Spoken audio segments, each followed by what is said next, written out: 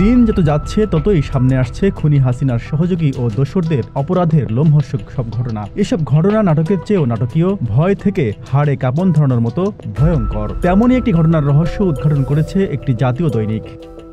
রোববার প্রকাশিত দৈনিকটির খবরে বলা হয়, 2011 সালের 4 নভেম্বর সন্ধ্যায় চট্টগ্রামের তালসরা দরবারে অভিযান চালিয়ে র্যাব 7-এর সদস্যরা মিয়ানমারের 5 নাগরিককে গ্রেপ্তার করে। 5 মাস পর তা নতুন এক নাটকে মোড় নেয়। অভিযানে নেতৃত্ব দেওয়া সবাইকে ফাঁসানো হয় ওই দরবারের 2 কোটি টাকা লুটের ঘটনায় এক মিথ্যা মামলায়।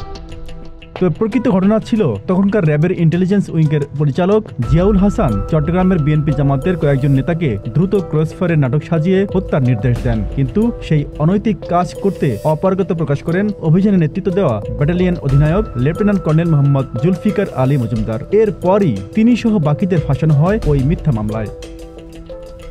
ভুক্তভোগীরা বলছেন, মেজর জেনারেল জিয়াউল হাসান ও তৎকালীন র্যাবের লিগ্যাল অ্যান্ড মিডিয়া উইংয়ের পরিচালক রিয়ার অ্যাডমিরাল মোহাম্মদ সোহায়েলের অবৈধ ও অন্যায় আদেশ অমান্য করায় সৎ ও দেশপ্রেমী সামরিক কর্মকর্তারা নানামুখী নির্যাতনের শিকার হন। ভুক্তভোগীদের বরাত দিয়ে দৈনিকটি আরও জানায়, অপরাধ প্রমাণিত না হওয়া সত্ত্বেও জিয়াউল হাসান হাসিনার সামরিক উপদেষ্টা মেজর জেনারেল তারেক সিদ্দিকের প্রভাব খাটিয়ে সবাইকে বরখাস্ত করেন। চাকরিচ্যুত এসব কর্মকর্তারা এখন হারানো সম্মান ফিরে পাওয়ার প্রতীক্ষায় রয়েছেন। সেই সঙ্গে ন্যায় বিচার প্রত্যাশা করছেন এই সরকারের কাছে। Z news, Dhaka.